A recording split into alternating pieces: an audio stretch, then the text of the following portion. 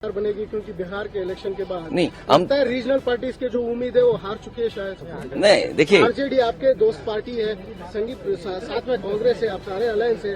बिहार के इलेक्शन आपको कहीं लगता है कि रीजनल पार्टीज के बड़ा ठोस है? देखिए चुनाव हार जीत और उसे सीख मिलती है।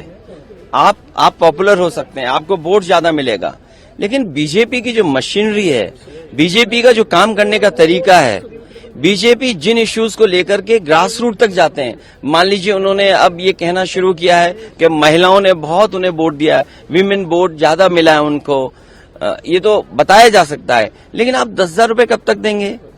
आप सम्मान का जीवन नहीं देना चाहते हैं। अच्छा, उन महिलाओं को आप 10,000 दे रहे हो जिनके पति परिवार के लोग एक साथ नहीं रह सकते हैं।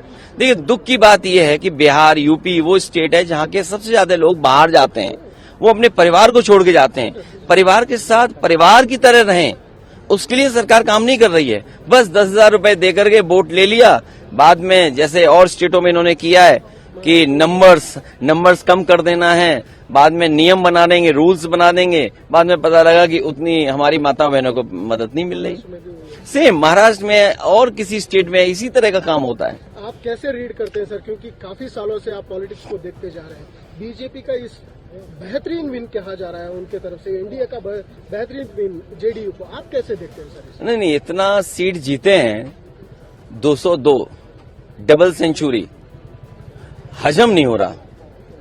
आई am not able to understand कि भाई ये रिजल्ट कैसे, अगर 202 आ सकते हैं तो जिस स्टेट में ज्यादा सीटें हैं, तो अगर 70% 80% सीटें कोई पॉलिटिकल पार्टी जीत सकती है, तो दूसरी पॉलिटिकल पार्टी भी 90% लोगों के साथ काम करके, 90% लोगों के साथ काम करके मैं समझता हूं उनसे बेहतर परफॉर्म कर सकते हैं। क्योंकि अगर ये बेंचमार्क है तो इस बेंचमार्क को तो क्रॉस करना ही करना है हमें।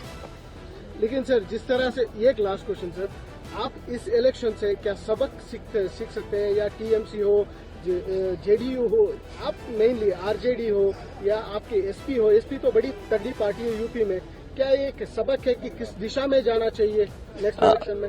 यूपी में हम लोगों ने हार से ही सीखा है, और हार से ही सीखने का मौका मिलता है। जब आप बिल्कुल नीचे पहुंच जाते हैं तब आपको लगता है कि वो ऊंचाई पर कैसे पहुंचे हैं।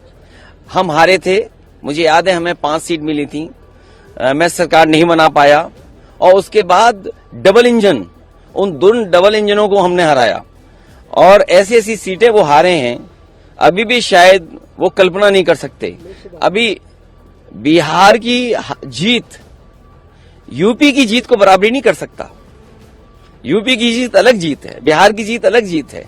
आप बिहार जीत सकते हैं, लेकिन यूपी की जो हार हुई है उसको अभी हार में जीत में बदलने में समय है।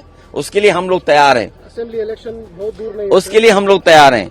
आज जब हम और आप मिल रहे हैं, हो सकता है कि अगर 11 जनवरी 2027, अगर 11 जनवरी 2027 को डिक्लेयर होता है इलेक्शन, तो आज हमारे पास 424 दिन है, और यूपी में 403 असेंबली हैं, तो हमारे पास 20 ही दिन तो स्पेयर में हैं। तो 20 ही दिन स्पेयर में, बाकी तो हमें काम ही करना है। जैसे कि मैं सो रहा हूँ तो पिताजी को जगाना है मुझे, तो वो डायरेक्ट उठाने के बजाय, और हिंसा की परंपरा मेरे यहाँ नहीं थी सौभाग्य से, तो वो क्या करते थे कि उस कमरे में आ जाएंगे या बाहर से गुजरेंगे और चौपाई बोलेंगे, प्रात काल उठ के रघुनाथा मात पिता गुरु नावई माता।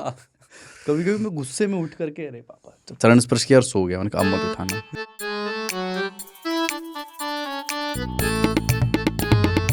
गर्मियों की छुट्टी होने वाली थी, मेरे पापा आने वाले थे, तो हम लोग सभी खुश थे। तो मैं एक बेड पे चढ़ के डांस कर रहा था, लेकिन वो पहले ही आ गए। फ्रीज तो मैं उस समय तो कंटिन्यू नहीं कर सकता था, तो फ्रीज फ्रेम टाइप का हो कसम पैदा कर